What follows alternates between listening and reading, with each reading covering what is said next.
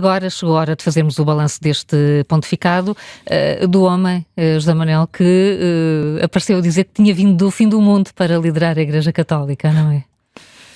Sim, bom dia, Carla. Bom dia. De novo. Bom dia. De facto, ele apareceu a dizer isso e nós vamos precisar de tempo ainda, como tudo na vida, para perceber melhor o que é que fica e o que é que não fica deste pontificado. Não foi um pontificado muito longo. Nós, os últimos 3 pontificados foram todos eles marcantes. Temos 25 anos de João Paulo II, 8 anos de Bento XVI e agora 12 anos de Papa Francisco.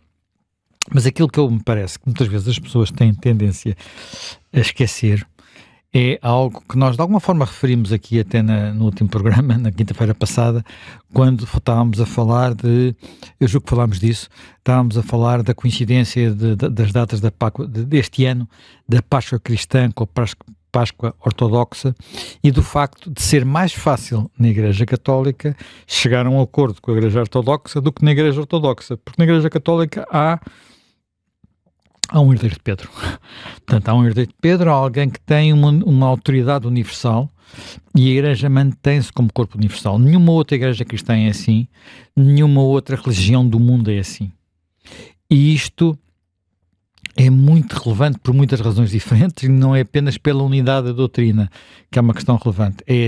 Na minha perspectiva, é muito importante, porque isto, nos dias que correm, enfim, não teve flutuações ao longo dos tempos, mas praticamente desde o século X que é assim, desde o grande conflito entre um Papa e o Sacro Império Romano-Germânico, em que houve um Papa que obrigou um imperador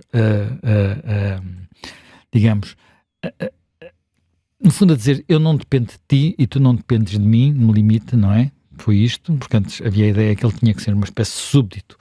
Portanto, ser aquilo que, por exemplo, ainda hoje a ideia ortodoxa russa sempre foi. A ideia ortodoxa russa sempre se comportou como um braço religioso do poder político, no tempo dos czares, até no tempo digamos, comunista, no tempo da União Soviética, e agora de novo com Vladimir Putin, em que vemos o arcebispo. Como é que ele se chama? Agora não me lembro. Não é o arcebispo, é o... Enfim, agora não me recordo o nome. De Moscovo, sempre a ser... Se o Putin diz mata, ele diz esfola. Portanto, e essa separação é uma separação que é muito relevante e, em boa parte, na minha perspectiva também, e numa perspectiva de muitos historiadores, é algo que permite à Igreja Católica ser, de alguma forma, porventura a instituição mais antiga do mundo, ter sobrevivido mais de 2000 anos, portanto, com alterações, com períodos em que era minoritária e perseguida, há outros períodos em que era dominante e arrogante, portanto, com tudo, mas um corpo que evolui mas não revoluciona, portanto, não está igual ao que era, mas não muda como os políticos muitas vezes gostariam que as coisas mudassem, que é fazer revoluções de um dia para o outro.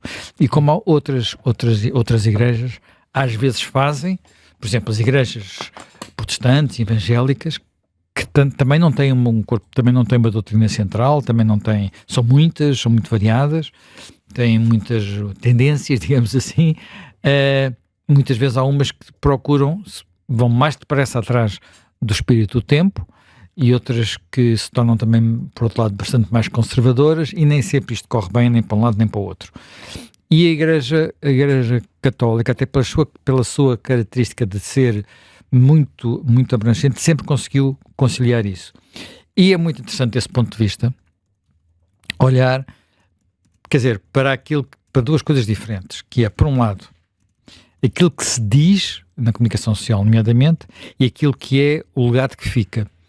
E claramente o Papa Francisco era um Papa que tinha, boa imprensa, como se costuma dizer, ao contrário de Bento XVI. Mas quando nós olhamos para o legado, estamos a falar de Bento XVI, que deixou na prática cronologicamente deixou 3 encíclicas. Bento XVI. E o Papa Francisco deixou 4. Só que a primeira do Papa Francisco é de Bento XVI. Portanto, ele só acrescentou ali umas palavras. Portanto, é basicamente... Portanto, há muito mais esforço doutrinário, muito mais legado doutrinário de Bento XVI e em muitos aspectos muito mais quer dizer, e quando nós olhamos para a evolução, verificamos que aquilo que é às vezes a imagem das rupturas primeiro não acontece, até porque são talvez a maior diferença nestes últimos tempos, nestas últimas décadas.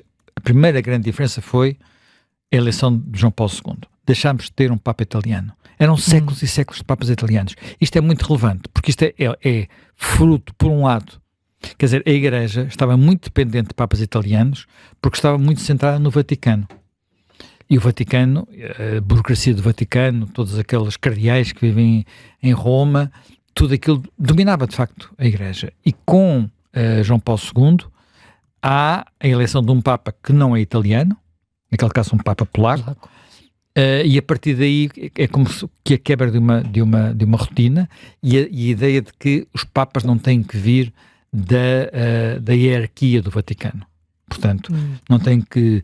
Quer dizer, repara, a eleição é mais fácil se digamos, de alguém do Vaticano, porque é alguém mais conhecido dos outros cardeais. Os cardeais, para todos os efeitos, passaram a ir a Roma com alguma regularidade. Enfim, não foi sempre assim, não é? E dá-se essa mudança. E depois há uma segunda mudança, que é a mudança com o Papa Francisco, que é a primeira eleição de um Papa não europeu. Pronto. E isto é relevante em muitos aspectos, porque, por um lado, mostra que a Igreja está diferente, a Igreja está mais...